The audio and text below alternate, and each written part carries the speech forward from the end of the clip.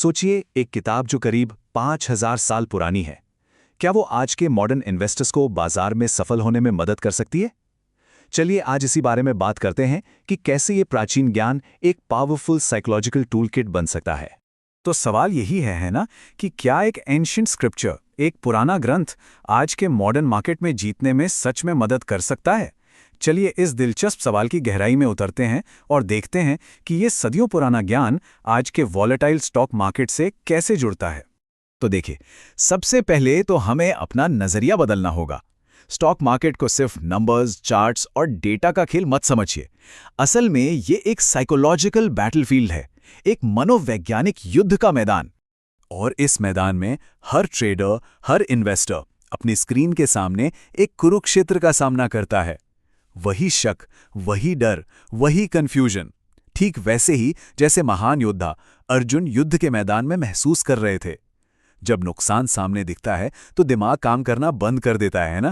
तो आखिर वो कौन से साइकोलॉजिकल ट्रैप्स हैं, कौन से मनोवैज्ञानिक जाल हैं जो इस युद्ध के मैदान में ज्यादातर इन्वेस्टर्स को फंसा लेते हैं?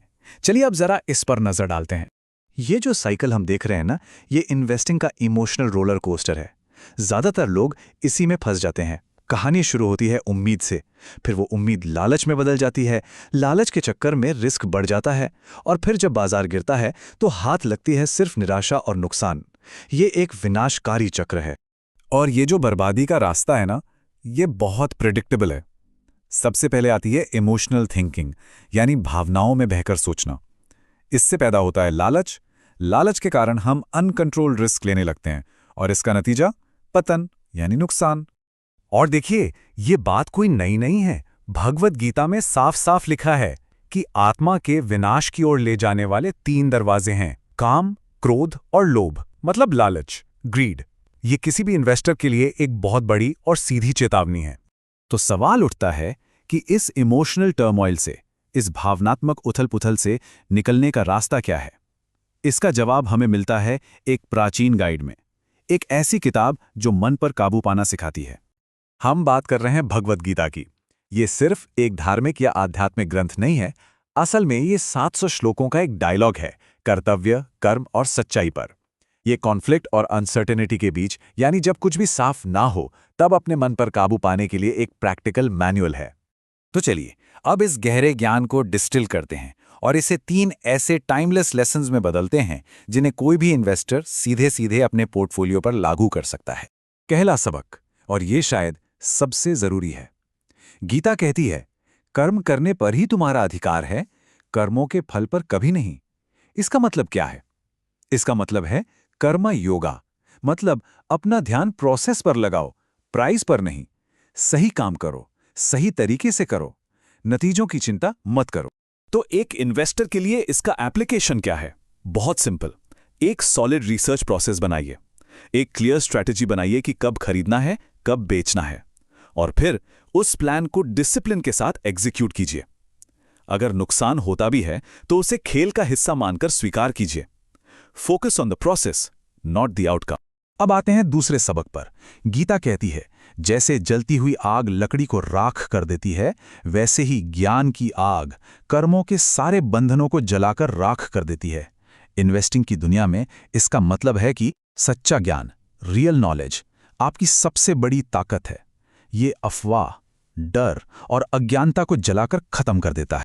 तो एक ज्ञान आएगा कहां से? फंडामेंटल और टेक्निकल एनालिसिस सीखकर, बाजार की साइकोलॉजी को समझकर, अपनी गलतियों से सीखकर कि पिछली बार क्या गलत हुआ था, और सबसे जरूरी, किसी की टिप्स पर नहीं, अपनी खुद की रिसर्च पर भरोसा करके।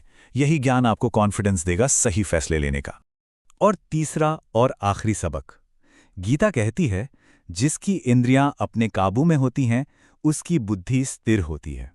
मतलब डिसिप्लिन, अनुशासन। यही वो ढाल है जो आपकी अच्छी खासी स्ट्रैटेजी को इमोशनल इंपल्सेस से, यानी भावनाओं में बहकर लिए गए फैसलों से बचाती है। इसे लागू कैसे करें? अपने ट्रेडिंग प्लान को सख्ती से फॉलो कीजिए। स्टॉप लॉस जैसे टूल्स का इस्तेमाल कीजिए ताकि इमोशन को बीच में आने का मौका ही ना मिले। एक ट्रेडिंग डायरी रखिए अकाउंटेबिलिटी के लिए, और बाजार के शोर शराबे यानी मार्केट नॉइस से दूर रहकर इंपल्सिव ट्रेड से बचिए। बेसिकली ऐसे सिस्टम बनाइए जो डर और लालच को आप पर हावी होने ही ना दे। तो जब कोई इन तीनों सबकों कर्मयोग, ज्ञान और अनुशासन को अपना लेता है तो क्या होता है? वो एक इमोशनल रिएक्टर से, जो हर उतार चढ़ाव पर रिएक्ट करता है, एक इंटेलिजेंट एक्टर बन जाता है, जो सोच समझकर काम करता है। चलिए इन दोनों के बीच का फर्क देखते हैं। देखिए, फर्क बिल्कुल साफ है। एक तरफ है इमोशनल इन्वेस्टर, जो अफवाहों के पीछे भागता है, गिरावट में घबरा जाता है और जल्दी मुनाफे के चक्कर में रहता है। वो डर और लालच से चलता है। दूसरी तरफ है गीता का इन्वेस्टर। वो अपनी रिसर्च करता है, गिरावट में शांत रह के मौके तलाशता है, लॉन्ग टर्म वैल्यू पर फोकस करता है और ज्ञान और अनुशासन के सहारे आगे बढ़ता है। एक जुआरी है तो दूसरा जहाज का कप्तान। और ये बातें सिर्फ पुरानी किताबों तक सीमित नहीं है। महान इन्वेस्टर जैक बोगल ने भी यही कहा है, आपकी भावनाएं आपको पूरी तरह से हरा देंगी। रास्ते पर बने रहें, मतलब स्टे द कोर्स। ये वही बात है जो गीता हजारों साल से कह रही है। तो आखिर में एक सवाल बचता है, सबसे बड़ा रिस्क बाजार में है या हमारे अपने मन में? शायद मैनेज करने के लिए सबसे जरूरी एसेट हमारा पोर्टफोलियो नहीं, बल्कि हमारा अपना दिमाग है।